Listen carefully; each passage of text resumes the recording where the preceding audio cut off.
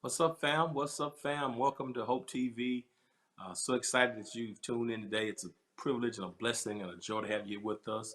We're excited that you're here, and Andre and I, we're back for this episode of Marriage Matters. And certainly, we are just grateful to all of you for being a part. And it's truly a blessing and a privilege to have you tuned in. And so, if you tuned in, Apple TV, Roku, Twitch, Amazon, Facebook, have you tuned in? We're excited to have you.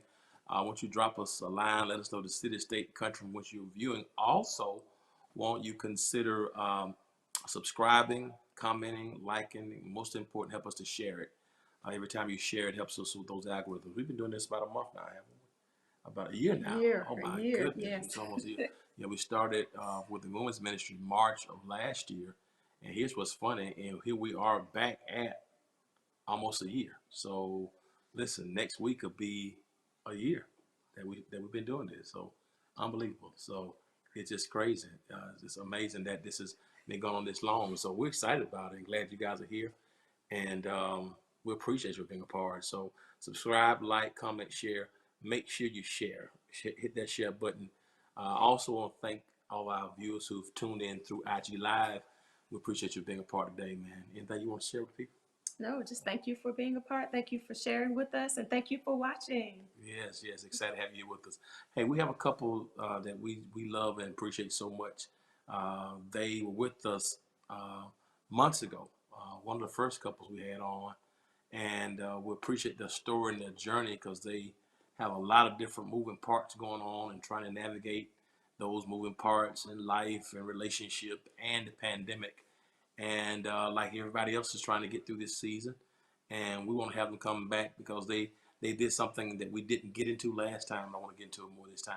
We want to welcome back Pastor Nate and Lady Kim Austin from Miami, Florida. Welcome back to Marriage Matters. What's up, fam? How y'all doing? Hey, We're doing. hi. How y'all Hey, how doing? y'all doing? Good to be Good. with Man, you good. all.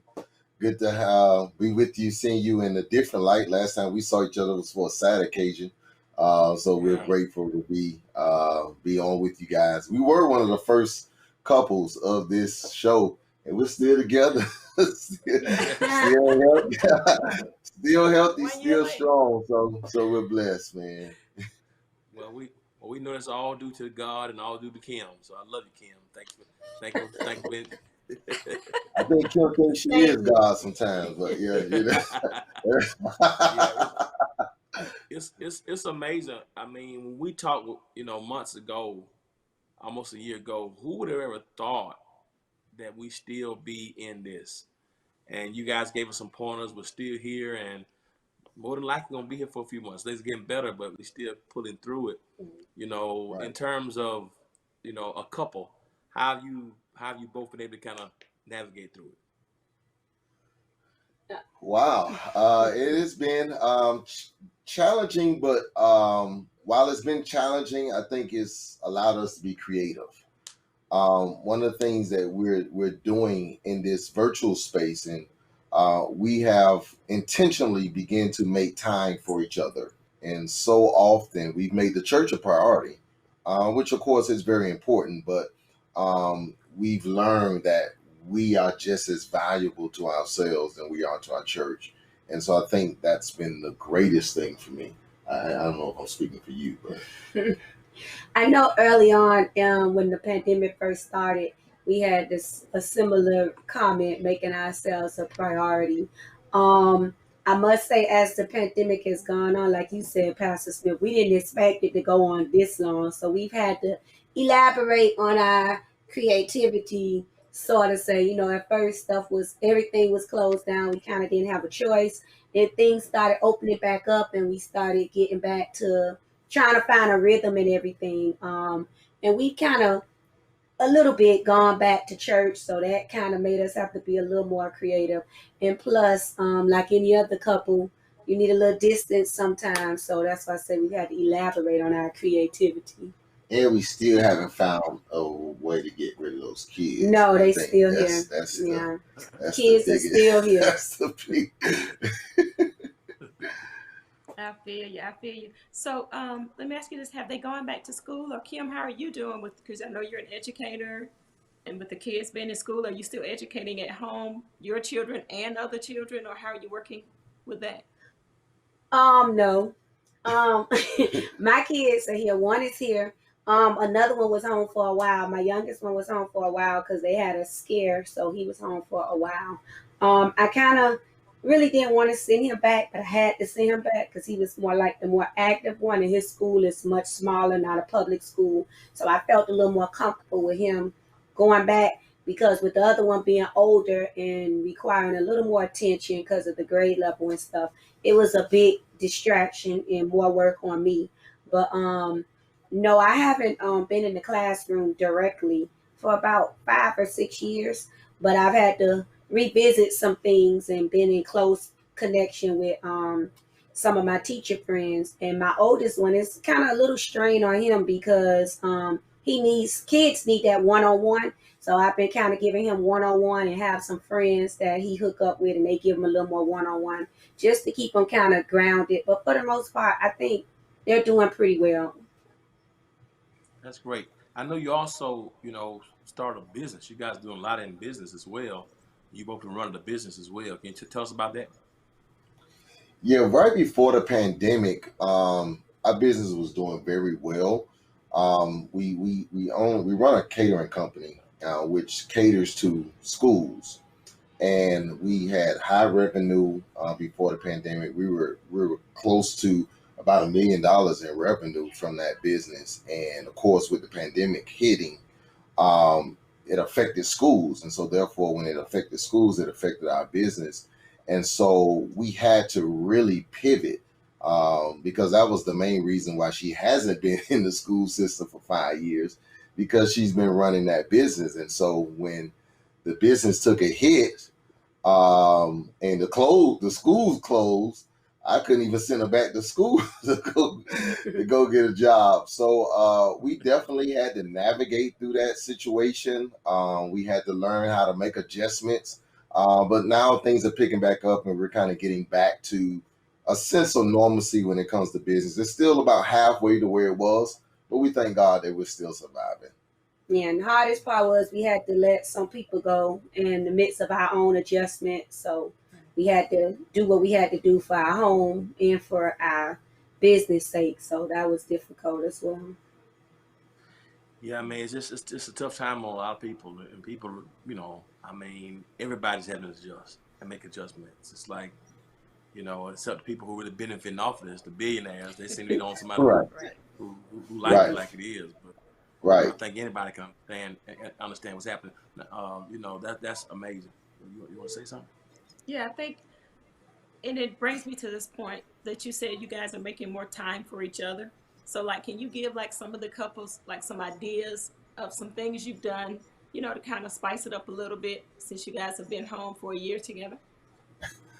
Well, I know one of the things we intentionally did, as Kim said, we've gone back to church in a smaller setting. We only allow a handful of people to come inside. They're more like a studio audience for us. And so since we've gone back to church and having church on Sunday, what we decided to do is we made Fifth Sunday a virtual Sunday. So we implemented that into our church culture, that from now on, every fifth Sunday will be virtual. And we wanted to make sure that we set that precedence to show all of the families at our church that we want you. For far so long, pastors had to run and hide when they were going to be away. Families, of course, they didn't let us know when they were going to be away. So this a few weeks ago was the first Sunday we were able to implement it, and we did go away. We went to Orlando, and it was great. And so, what I would challenge any couple, whether you're a pastor or not, is you have to be intentional and you have to stand by that decision of making you a priority. So many things are going to come up. A good pastor friend of mine, brother in the ministry, passed away, and his homegoing was that weekend. And I had to fight against wanting to be there. Brother, the love came out of our church, but I didn't go. I made the family a priority. I watched the service, cried, but I made sure I kept that commitment to my wife. And so I would challenge any couple, if you put yourself first, don't let anything come between that. I know because the pandemic, I don't know about for other people, but for us, it's kind of packed on a few extra pounds for a lot of people, What? from what I'm Why you observing. talking about doing like And that? so, Talk about so, me. Me. I'm losing weight, bro. I'm the one that's gay. I gain, so I'm losing weight. one of the things we made a priority is just like finding like workout time. The kids call it recess, and doing stuff in the yard and around the house, working out and things like that. So the kids enjoy it, we enjoy it. Whether it be riding a bike, walking through the neighborhood, they play basketball outside, or just something that we all could benefit from because of the few extra that we packed on. So That's good. That's good because I think that's a thing we've gotten away from is the outside, getting our kids outside. I know, right. mine, they're older now. We went out and bought bikes and, we go and bike ride and they leave us and, it's, it's like not even fun for us because they just leave. They're at the house and we're still on, the half mile mark. They're at mile 2 already home. But it's good that you all are doing that outside and getting outside with the kids. I love that. Love it. Yeah, Now, I can imagine you said, because I know I was go saying ahead. I can imagine because my 9-year-old want to leave us, and we worried about the 6-year-old. So I can imagine if yours at their age, Yeah. they really taking off. So So you said going forward, every fifth Sunday will be a virtual service. You're pre-recorded, and Absolutely. We made that a commandment at our church that moving forward, we're going to take advantage of that. And we were a little hesitant at first, but then it dawned on me really for 95% of my members, they're in virtual church every Sunday. So why not take that advantage? And I didn't want to repeat some of the same habits that we had before the pandemic. And so I thought that this was a great opportunity, in Bible um, study. and our Bible studies are totally virtual as well. So that gives me more time at the house. We stay about 45 minutes from our church. And so Bible study nights for us was crazy. Getting the kids from school, eating and doing homework in the car on the way to Bible study, and then having to figure out, what we're going to do with them once we got back home. It was late. So making more of our church virtual has really helped us as a couple and as parents. And I'll say this too. I think that's a great idea because it also gives the members, a chance to be off, as you will. The ministries Right. have a chance to be off that Right. week. So I think, I like Right. that. And that was the idea really. In the church culture, there's no off season. There's, it's 52 weeks. And it dawned on me that everybody can be off at the same time. And so we encourage our staff to try as best as possible, schedule vacations around it. It's a paid vacation for them. And so it's gotten off to a great start. Prayerfully, as things open back up, our members will be able to enjoy it as well. But we took pictures. We wanted to be intentional about it to encourage the members that this is what our fifth Sundays are going to look like. that's great. You know, is the last time we talked and you guys were on the show, we didn't get a chance to get into it, but you both wrote a book called The 10 Commandments of Love. That's really what I was intending to get you back on prior to now. I think it's a great time now where we are now, and I want you to just talk about you know what brought that about, and and let's talk about someone because I know you gave me someone, but what brought that book about? What brought it about? Well, thankfully, this show is a show of transparency. You're not bringing on couples that are going to be fake and phony. So, to be totally transparent, we wrote that book at a very difficult point in our relationship. We've been together, married this year will make 18 years. And a little over halfway point, just like in any relationship, there was turmoil and tension. And, we were trying to figure out, hey, is it? Is this thing gonna be over?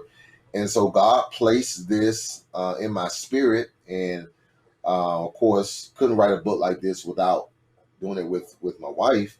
And in writing the book, literally writing the book brought us together. and it allowed us to be a model for other marriages. And we took the Ten Commandments of love in the Old Testament and we just reworded them into a love language.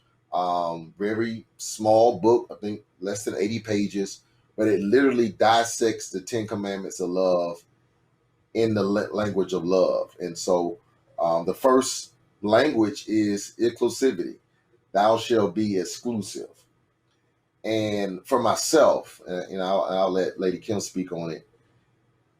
Exclusiveness doesn't always mean that you're with another human, another body. Being exclusive for me was making time for my wife, not allowing the church and other aspirations to get in the way of us being exclusively one as a unit. For me, that's one of the best chapters of the book. But don't let me. Maybe she don't know. Maybe you need to reread the book. No, that's. Why you gotta I was sounding that good. I was sounding that You good. was sounding Okay, real good. you usually say I don't give you room to No, talk. you're doing good. Yeah. So of course of course in old Ten Commandments there should be no other God before me. So we have to be very careful that nothing takes the place of our spouse. Not just another man, another woman, but nothing. A job, a career, a goal, a dream, nothing, a child, a parent. Nothing should stand in the way of your spouse. I believe that that's one of the first signs of failure is when you allow other things and other people to get in the way of your marriage. I guess I go back to what we were talking about, just being intentional about spending our time and things together. So exclusive. A lot of us at our jobs, our friendships, we're exclusive about getting there on time and intentional, I'm sorry, about getting there on time and going places on time and doing things the right way. So realistically, we can be that way in our marriage. And that's what our spouse or your mate will want to feel, that you're intentional about the time that you spend together. A lot of us get together on our cell phones, we're doing different things. So that was pretty much coming out of being intentional about this is our time together. This is what we're going to do together. And to do that, it took a lot of thought and planning. And a lot of times, especially in this day and age, we tend to just jump in and want to go with the flow. But it's a thought process. It's kind of to bring awareness that there's a thought process to being intentional about your marriage and exclusive within your marriage. And then the second part of the book, No Substitute, that was very important because if you're not careful, you will find a substitute for your spouse without even realizing it. Whether it's staying at a friend's house a little longer or going out to a bar or social, wherever it is, or taking engagements, traveling, that becomes a substitute for being at home. And so one of the things about this COVID-19 reality is it took away all the substitutes. Like anything that you were substituting for not being at home, that's gone. Unless you wanted the Rona. Right. Right. You're gonna substitute that with the Rona. So we had to value the substitutes. Cell phones. You can be you see two people out on a date and they're dating more of the cell phone than they are each other. And so those were just two major points in the book that we had to kind of realize on our own, and then we were able to write about it. And then the good thing about it is we say marriage, but for me, it's a book really for couples that are dating, because it has like dialogue in it and space where you can write, and it kind of asks questions that can create a dialogue. And it's good for couples that's considering marriage, because you'll know with these commandments if you're even on the right track. If y'all so far apart and none of it's making sense to your mate, then that kind of will give you an awareness of which direction you're going in, how serious the relationship is. Yeah, let me ask you this question relative to inclusivity and substitute. were those things that you guys struggle with, or things that you talked about amongst yourselves, and one of you have an issue with the other one? Trying to see how do you, because it's very clear, how do you come about? Did y'all talk those things through? Did you things that you worked through in your own relationship, or one of you may have had that issue, the other one didn't have the issue, you know, one of you had to help the other to see. Trying to figure out how you Um, came about that, because I think it's very helpful to a lot of people. I think it becomes obvious when you finally get together and then a person, your mate, is saying something and you totally like way off on a different page and y'all used to being on a different page. So if you when you do get in tune with each other, you feel one person feel, well dang, I said this, it was clear, and then the other person is way off base. It kind of, if you want to be real with yourself, it kind of becomes clear and blatant that we're not on the same page. So it kind of came that way. You was arguing over stuff and 5 minutes later couldn't figure out what you was arguing about. And then you was mad about stuff and then you realized it really wasn't that serious. You know, or it's like, I know I said this, why is he this or she that? So after a while when we decided, you know, hey, we at a point where we need to do some things or make decisions, that's when it was clear, but it became blatantly clear, obviously clear to, I mean, in a way that it had to be addressed. So we decided to address it. I think because of the making of the book, the Ten Commandments. So the Ten Commandments, of course, gave itself its own model. And what we did was we set the titles, and then each of us kind of wrote notes. Each of us wrote the chapter ourselves separately.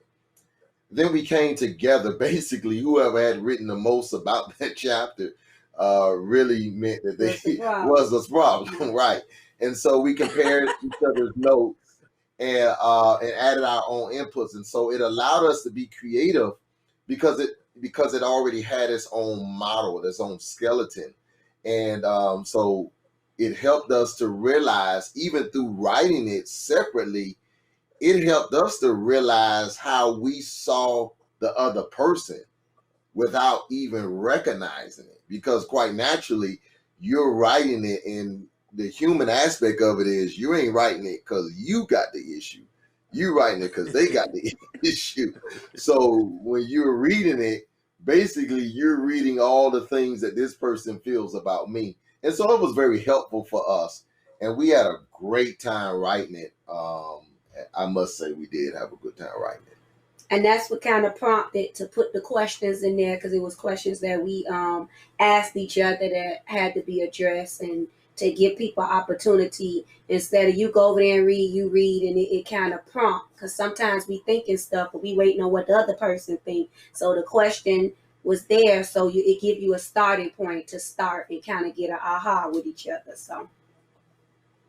So one was substitute, the other was inclusivity, and then you had one about speaking well. Speaking well of your mate.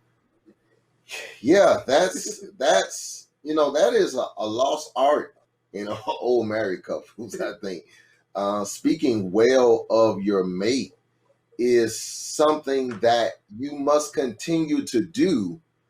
And I think I lost fact because she wrote it, and when we were writing it, that she brought out the fact that there's some things that I just don't say well about her. And it's not that I don't say I love you, but it was deeper than that. I like to joke a lot, and sometimes I found out that some of the jokes she took a little seriously.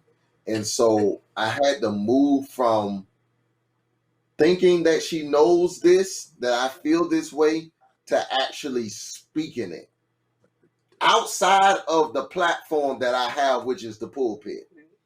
Because it's easy for me to flatter her from the pulpit, but not flatter her from the floor. And so basically, she wanted me to speak well of her when the cameras were off. And I thought I was, but I really wasn't. I wouldn't say wasn't, just not in the way when to Not get as to the much point, as you right? wanted me to. Not to get to the point where you know where you wanted to get back in the days. Right. Outside of me wanting something in return. She just meant I feel you. I feel you. right. She wanted me to You just went above and beyond at some point, Right. and it's like you had to get back to that point. Right. I got you. right. without expecting something in return. Right. That's the key element. Just good morning, just because it's morning. That and something else flattery. Flowers and things, not leading to something Right. else, because you kind of lose your ace card when she kind of already predicts this is why you're talking like this way. So that was very important to her, and therefore it became important to me. That's good. You have another chapter on remembering the Sabbath. Can you talk to us about, what brought that one on? So God I know clearly you guys go to says, church. remember the Sabbath and keep it holy, right? He says that. Take a day off and make it a sacred day. Well, for us as business owners, as pastors, we had been dishonoring the Sabbath. From a marital standpoint, we could not find a time that we've had a day off where it was no work, no church, no business meetings, nothing. And again, this COVID reality brought that to our attention in a major way. And so we had to make time. We had to make time and honor that time, meaning that the cell phone goes off. That's how you honor it. Cell phone goes off. People know we have a do not disturb in our, do not disturb in our phone. And so therefore, when that's on, maybe only our parents can get a hold of us. That's how you honor that, because it's one thing to say you're going to do it. It's one thing to even put it on your calendar, but it's another thing to honor it. And that's what we've set out to do, to honor it. Somebody dies and we're honoring our Sabbath. They may not hear from us because we're honoring that Sabbath. And we keep it holy. And the key thing is, like he said, letting people know. It just got to the point that everybody at the church knew. I think at that time, the Sabbath might change depending on how the seasons change. But I think at that time, everybody knew Friday night was the night. We ain't calling. We gonna find another way, another means, somebody else to pray for it. However, whatever it took. And for a while, we did the same exact thing every Friday. It really didn't matter. We went to cheesecake. We ordered the same thing, the clam chowder, the pasta. We shared it. So boring. We did all that. We did it the exact same way. It was about the time, but it wasn't so much about what we did and how we did it. So often people get caught up. And it depends on your mate. Some people require a little extra or whatever, but after 17 years, it's like, if we're trying to get back to a starting point, you got to start from somewhere. So we basically did the same thing for a while until we got creative. I love it. And your last one, the fifth one was show gratitude. And honor your spouse, show gratitude towards your spouse. Can you hit on that a little bit? Yeah. Oh, go ahead. Oh, go ahead. Yeah. Like he said earlier, so often, the whole book is about just the language and the language for love. And so often we think we're showing gratitude because we're doing something the same way we've always done it, and the person never says nothing about it, and we're so passive about it.